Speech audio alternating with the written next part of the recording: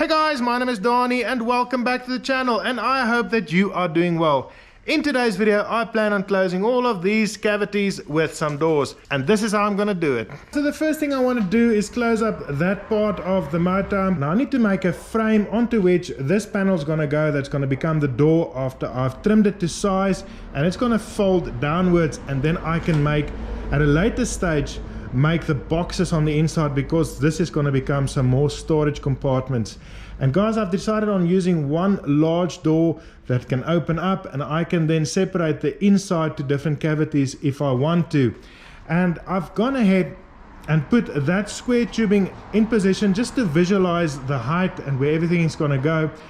It's not going to go all the way to the back. There's going to be an opening for the wheel arch, so this door is going to come to more or less there and to more or less there, and I'm gonna have to support it in the middle. But like I said, this square tubing is not where all the support's gonna be for this frame, because there's gonna be a box on the inside that keeps everything nice and sturdy. Now guys, it might look as if I've got a low rider at the moment, but you gotta remember that this suspension has been dropped, and after I put those wheels back and I lift the suspension, the rear is gonna lift by about 12 inches or 300 millimeters, and the front by about 8 inches or 200 millimeters. So it's going to be more than high enough off of the ground after I put the wheels back. It's not an overlander, so I'm not going to be doing some 4x4ing, but we need to have enough clearance so that we can do some gravel road traveling and stuff like that. But guys, that's the idea. So the first thing I want to do is I want to start making this frame with that aluminium, and unfortunately I'm not going to be welding onto the existing body, because the heat from the aluminium will definitely become so warm that it will melt the fiberglass. So I'm going to be riveting it into position, and then I can start working on installing this door.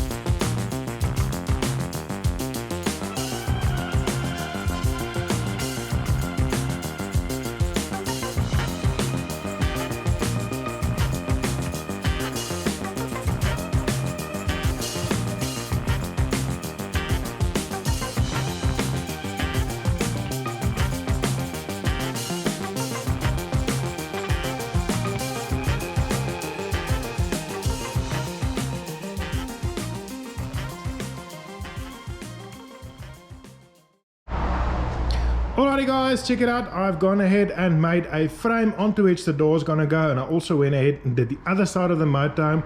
And the next thing I'm going to do now is I'm just going to trim off a piece of this panel and put it there where the wheel's going to go, and cut a wheel arch into it and bond it into position.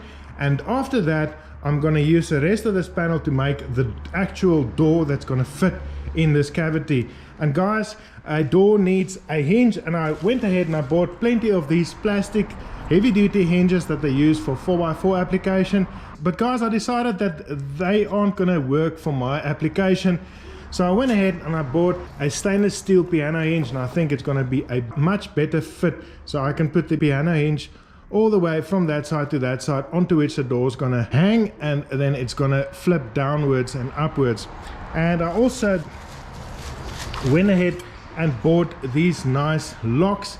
So I'm going to put a lock on that side of the panel and another one on that side of the panel, and they are lockable, and I bought plenty of them, and they all use the same keys, so I only need to use one single key to unlock all of these panels. So let me get started with this and we'll see what it looks like.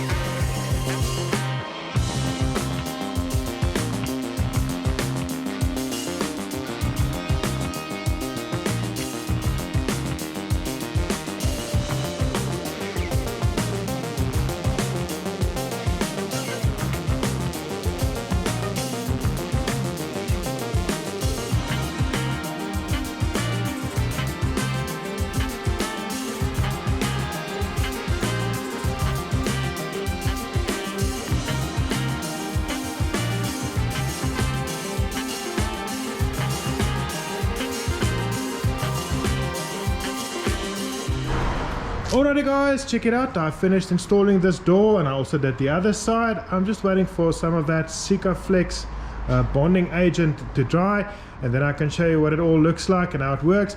But before I do that, I'm going to continue with this garage door at the back, and I've once again decided on using a piano hinge for it to hinge on, and I was wondering whether I wanted it to open forwards or upwards, and at the end of the day we decided to make it open to the front.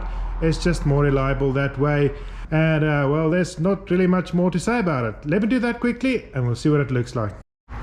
So for you guys that might be interested as to how I fix these piano hinges to the sides or the corners of these fiberglass panels, because they are hollow in the middle, is what I do is I take a piece of aluminium angle iron and I bond it onto the fiberglass panel on both sides, and that then offers me a nice spot where I can rivet these piano hinges onto, making it nice and strong. And guys, another thing that I also plan on doing is I'm going to be finishing off all of these corners with these PVC edges just to make it nice and tidy. And what I'm going to do over here is I'm just going to peel back this protective film and then bond this PVC film into position, and then put this piano hinge in between to make it nice and neat, and then I can put some PVC edging all along the rest of the motorhome at a later stage. So let me do that and we'll see what it looks like.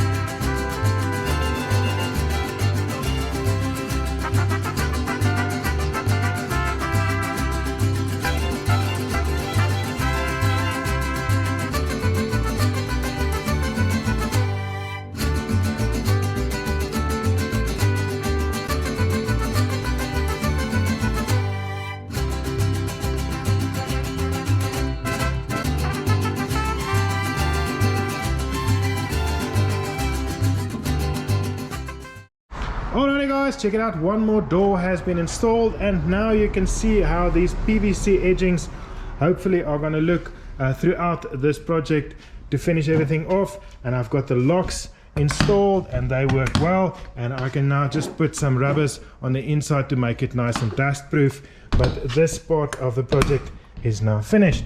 Now it's time for me to move to the door, and you guessed it guys, I'm once again going to be installing it using these piano hinges. And you know what, I really feel kind of obligated to use these hinges that I bought especially for this project, and I thought I was going to use it at the door.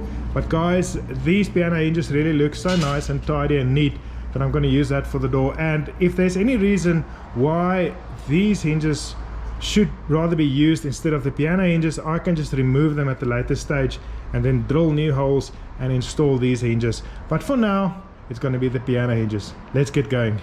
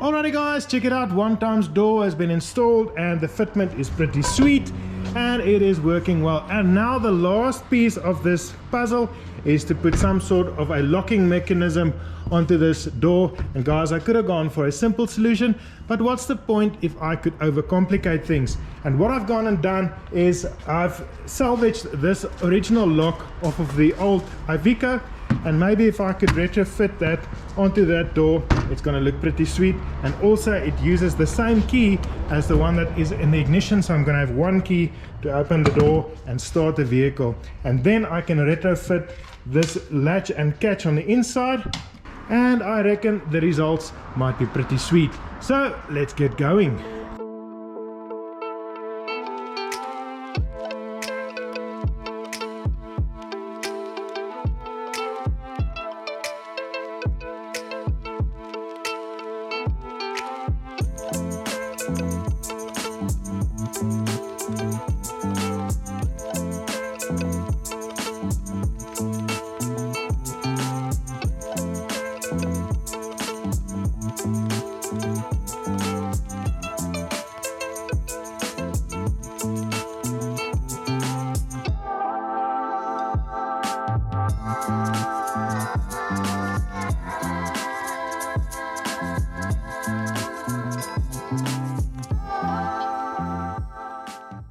Alrighty guys, check it out, done and dusted. I've got this door lock installed.